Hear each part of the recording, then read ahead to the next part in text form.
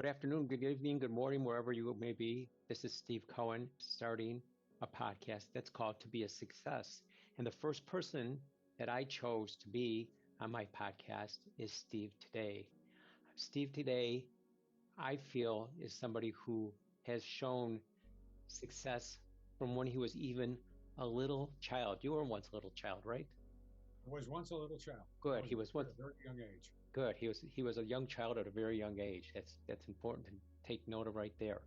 Um, One thing that I've listened to Steve talk for months now, and one of the things that I know and I realized that you had talked about is you grew up with a learning disability. And what I wanted to find out is if you could tell me and tell the people that I'm speaking with also a little bit about what that was like, how you got through that, how you stayed strong, and how you moved forward. So a little bit of a story about little Steve. Sure. Well, when I started school, I was getting along with everybody. I had a lot of friends. I got along with the teachers.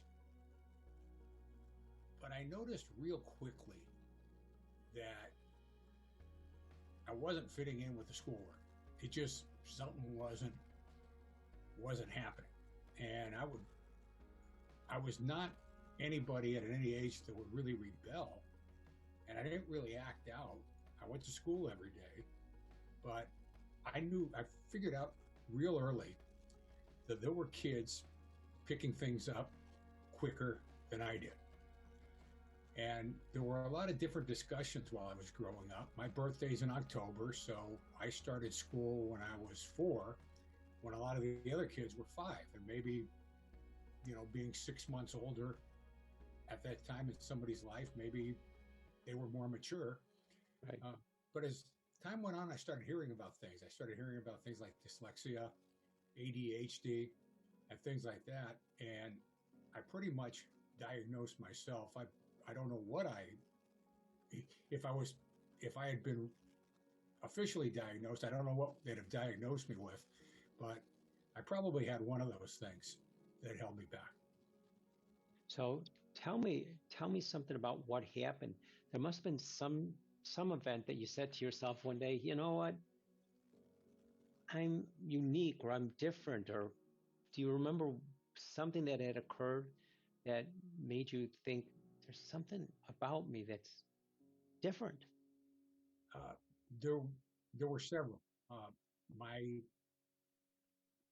hand-eye coordination, and I guess they call them officially fine motor skills, were always a problem. So I had bad handwriting. And then when we do little art projects, I had trouble with those.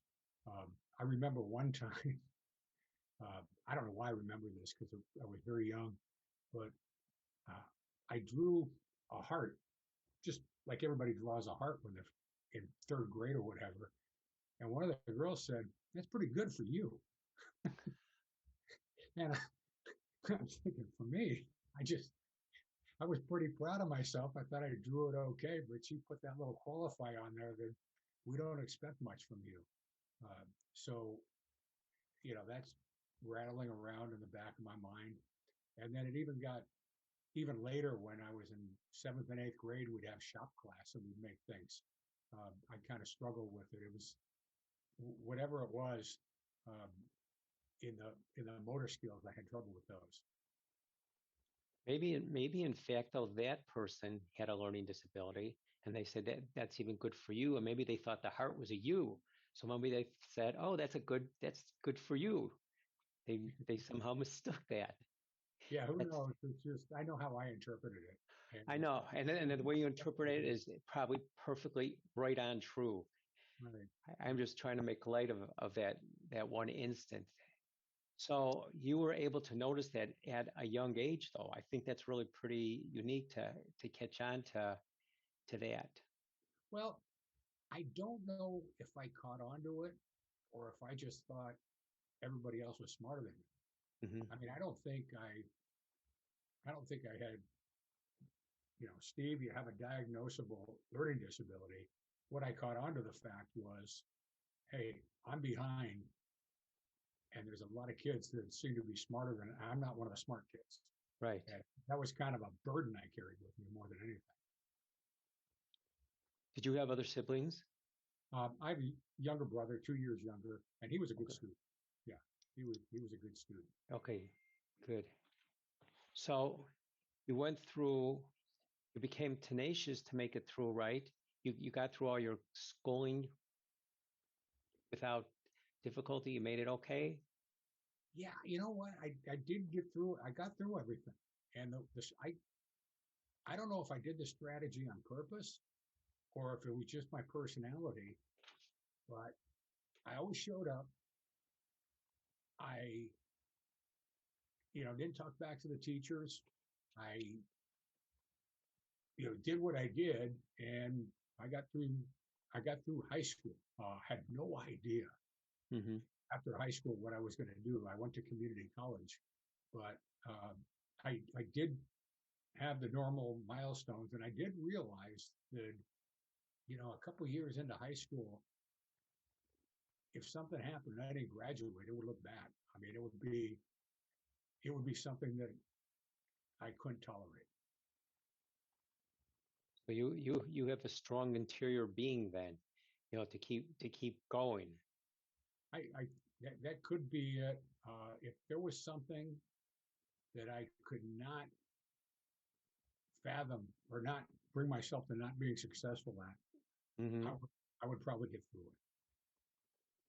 Did you also keep ever ready batteries in your house so you just keep going and going and going and going? I Well, was more potato chips and TV. oh, got it. Yeah. So you made it through high school and then you went to community college. And when you're in community college, just like I think a lot of people, they don't know what they want to do when they're done with high school. But when you're in community college, did something catch your eye or catch your ear to say, you know what, I want to do that?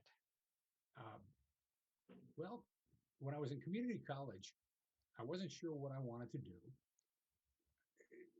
The biggest goal was to get the community college associate's degree and make it transferable to state college. We had a Right. college close by. In fact, we still do. Cal State East Bay. At the time, it was Cal State Hayward. Right. And my plan was to go there. And when I got the associate's degree, I was missing a couple of classes that were transferable. So I couldn't seamlessly transfer from community college to the 4 year college. Right. So that's when I decided to go to work. And I always got along with people. I always got along with adults. So I actually took a job selling life insurance. And it was quite a learning experience. I didn't make a lot of money with it, but it was a heck of a learning experience being a 21-year-old kid going into, somebody, a middle-aged person, somebody that might have fought in World War II. And I'm talking to him about life insurance and being prepared for the unexpected. So it, I had a lot of educational moments. Right. So here you are, and you have a learning disability, but you go into insurance. I'm assuming that you took off in there. Did you do well with that, even though you might have hit people who were, middle age, over 30? Well, you know what I found out in that job was when I really wanted to, I could come up with strategies to complete courses or training programs. When they hired me, they knew I was 21 years old. They were dubious of bringing in somebody with absolutely no experience. So what they did was they set obstacles. They said, what you have to do is you have to be licensed. You have to pass the test to be licensed in California. And they didn't have to make me do that. If you want to sell life insurance, you can do it for 6 months while you're studying for the license. But they told me, no, you're not going to do that. We'll hire you after you have the license. And then you have to learn our presentation. So You and I get a little bit of coaching right now on presentations. That was my first coaching when I was 21 years old. It was on life insurance, and they offered to mentor me. So this might have been in like the summer when I was not quite 21 years old. Hmm. And then for like 3, 4, 5 months, I don't remember how many months it was, they would tutor me. And I go in there and there was this old guy that would just yell at me. He was he was probably in his 60s. He had a pot belly. He had a bottle of whiskey on his chest. And he would just yell at me. He said, if you talk to a customer like that, you're going to end up in jail. Um, or if you can't answer these questions, you're never going to pass the insurance exam. I mean, there was no positive reinforcement. He was yelling at me. Hmm. But anyway, about a week before my 21st birthday, I went up to Sacramento, the state capital. I took the test and I passed. And then I demonstrated to them that I could do the presentation, and they hired me. And it was the first time I had ever been given academic an academic project or a project Hmm. that I had to study for, and I pulled it off. And I think that probably changed my life. They probably figured if you could make it past the old guy, you could probably do anything. Right. I made it past the old guy. His name was Mr. Bachman. Oh yeah, I okay. made it past him, and I studied and learned the material and passed the test. And those were two things that probably changed my life. It probably took a while, but those were two things. You did it. Yeah. Tenacity, tenacity. Right. Right. And what did you just after that? What did you go on to do? I I worked there for a while, and then I worked in a retail store. I worked at Long's Drugs. It was an independent pharmacy. They had a whole. It was a chain, and just one person, Mr. Long, owned it, and then they got bought up maybe about 20 years ago by CVS. Oh yeah. And now all the CVS, Long's was just in Northern California, but then I guess somebody in the family retired and CVS bought it. So I worked there, and then one of the reps that used to go in and stock the greeting card section, I got to know him and his daughter, who also worked for the company, and he got to know me. We got acquainted, and I ended up by going to work for him. And I would call on retail stores and talk to them about greeting cards, gift items, things like that. I did that until a couple of years after Catherine and I got married. We got married in 1984. And then when Catherine became pregnant in 1987, I said, okay, now you got to get a real job because now there's a family.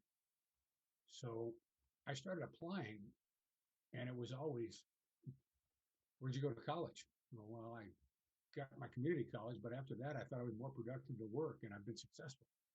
Nope, we're not hiring anybody without a degree. Okay, and that went on and on and on and on. And finally, of all things, a pharmaceutical company hired me. And my job was to call on doctors. So again, just like insurance, only more so, I had to study and actually pass tests. But I told myself, this is never going to happen again. When the baby's born, and well, actually, by that time, Philip was like 3 months old. Uh, Once I get established in a job in a couple of years, I'm going to find out how I can go back to school. I get a degree, so I'll never just not even be able to get an interview because I don't have a degree. Yeah, no one's going to ask you that question again. They'll You're ask just me going that, to they'll answer you're going to talk. just bring that diploma and put it right in their face before they even start talking. Right, right. So anyway, the bad news is it took me 16 years to get through college. The good news is after 16 years, I got through college. Uh, Hmm. so at that point, I knew that I could do things. I knew that I could pass tests. I knew I could learn things. I had to have a strategy, but I knew I could do it. Yeah, you keep moving forward and forward and forward. Mhm. So one thing is you and I know each other because we both do speaking. And one thing that you had talked about is doing a presentation recently, actually, and misspelling a word. And you were concerned. And that, for some reason, brought back that thought, which I learned about, of learning. But how often do you find yourself actually question yourself now about what you're doing? I mean, that wasn't one event, but do you find yourself questioning what it is or what you're thinking or how you're spelling or how you're appearing? Oh, I question myself all the time. Uh, I use a lot of energy questioning myself. And the biggest thing, okay, number one is in emails. I I'm always afraid I'm going to have a typo in an email. And, sometimes I do. And then the second one is with a PowerPoint presentation on the slides. And that's what you're referring to right. because I've been having fun doing the different videos. And last week, I did a presentation of like 40, 50 people. A slide comes up. I think it's misspelled, and it's not. It's spelled right. The slide's perfect. And I'm having this knockdown, drag out fight in my mind while I'm trying to make a presentation. I don't know if what people thought, if maybe the presentation went fine, but I'm just looking at that slide. And I got finished, and all I needed to do was take a breath. And when I took a breath, it was, yeah, spelled right. You wasted a lot of energy on that. But I'll tell you two things. One of them is just a standard thing that I have to look at all the time. You've probably heard my tagline. I like to say, find a shining needle of common ground. And Right. That's one of the things I was going to ask you about too. So go ahead. okay, this is not a learning disability, but I believe shining to have two ends. All right. It's Hmm. SHINING. And I don't know why that is. It just, in my mind, I think it needs to have two ends. So I'll either misspell that or I'll look at it and say, do I have the right amount of ends in it? But the other one is really funny. And it's funny now because it's about 5 or 6 years after the fact. I went through the leadership in Toastmasters. That was program quality director. And the program quality director is in charge of training officers and running conferences. We have district executive council meetings once a month. They're called DEC meetings. So I would have a presentation once a month as program quality director. So what would happen would be on a Saturday, and a couple of weeks before I'd be preparing, and the night before I do the final preparation. So one night I'm doing it, and I'm looking at the slides while I'm preparing. And I said, "Oh, I got that spelled wrong." So I changed it. Now the line was, "What's up with program quality?" And I had one of the words spelled wrong. I saw it and I fixed it.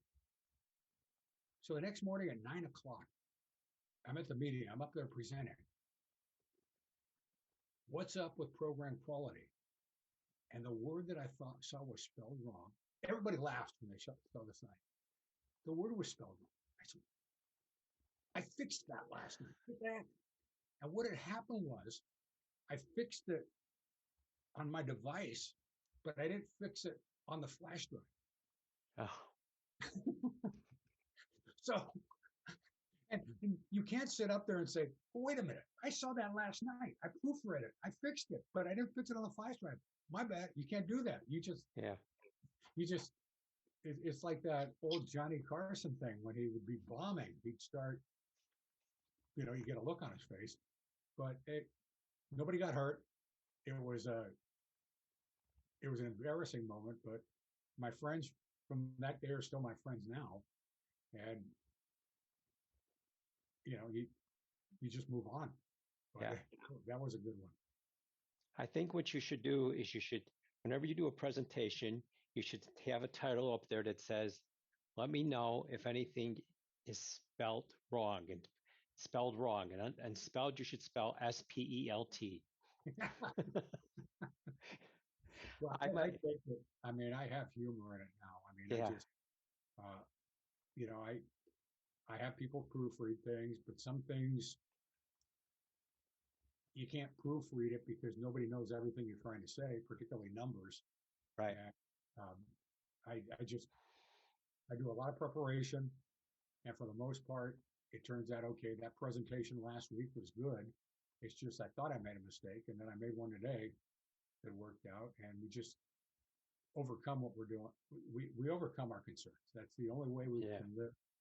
And if we can laugh at ourselves, that that's the best thing. But don't right, give up. right. So you've gone from being a little child to becoming a insurance person, agent. Is that if that's correct? Insurance agent, right? Encourage to sales and medical. And then the next thing that I was going to ask you about is you're a podcaster, productive discourse, right? Explain the term, because we started talking about it anyway, how you came up with finding that shiny needle of common ground. Where did that come from? How did you think of that? How did I think of it? Where did it How come did from? it, right? Was there an event that happened? Did it relate to something? Where did that come from?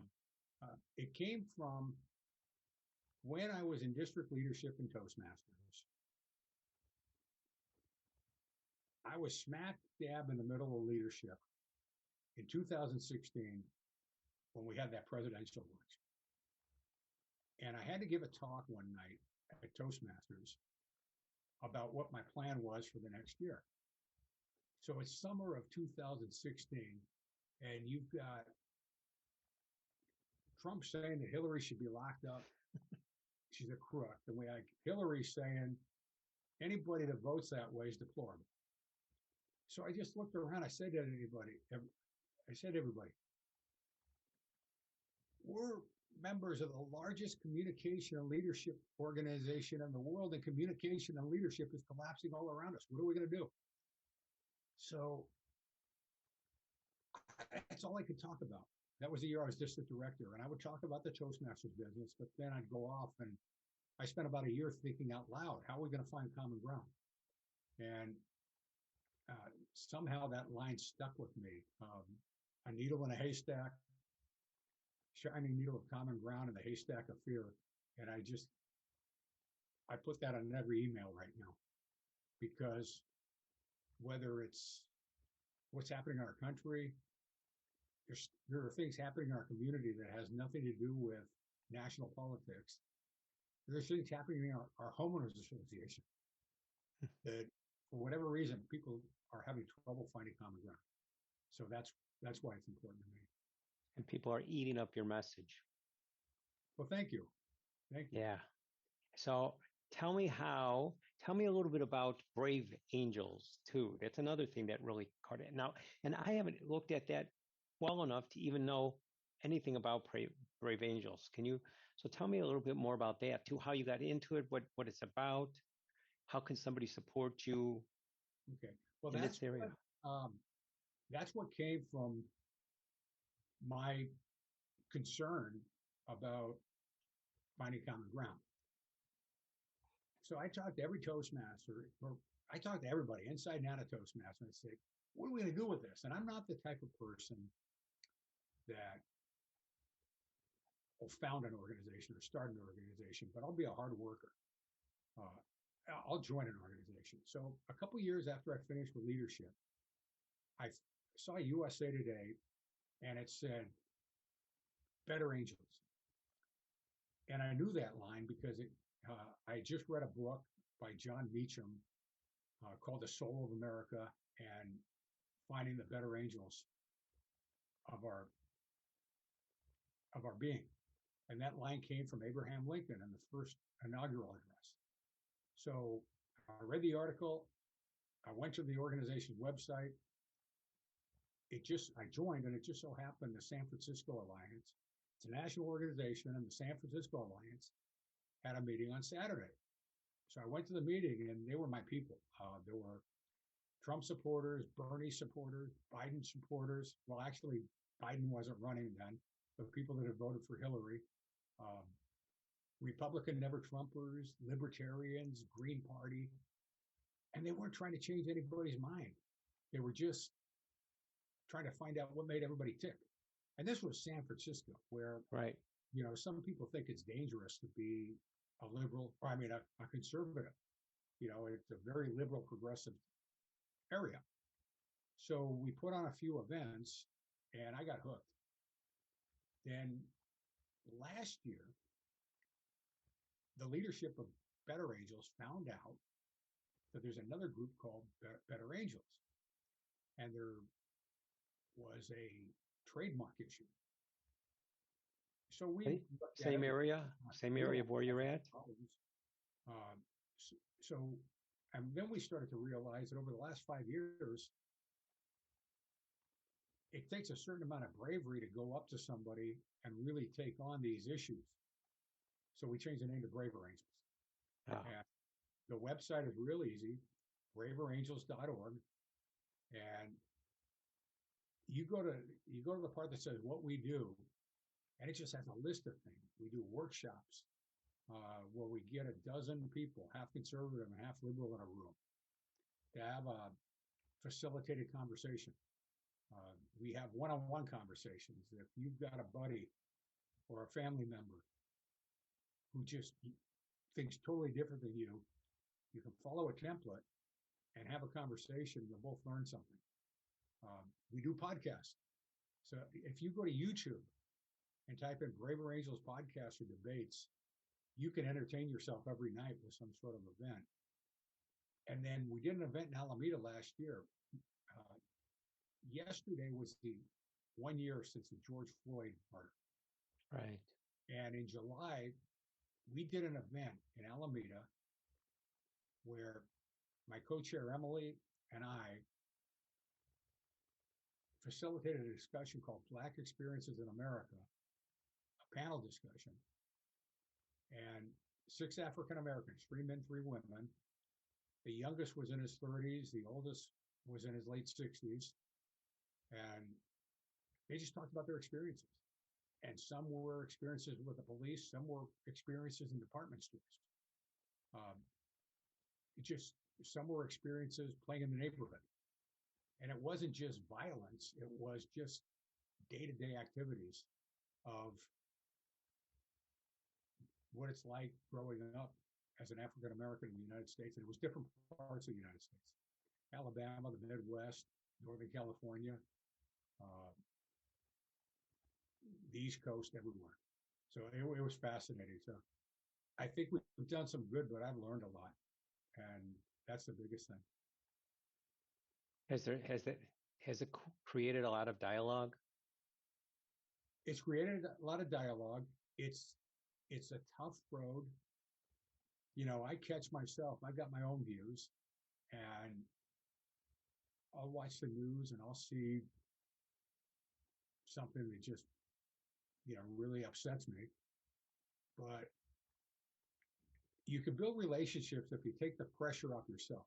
Some people feel they're under pressure to present a case and change somebody else's mind. You don't have to change anybody's mind. Right. We just don't. It just, and if we take the pressure off ourselves to where we don't have to convince the other side we're right, I think we can go a long ways in finding common ground.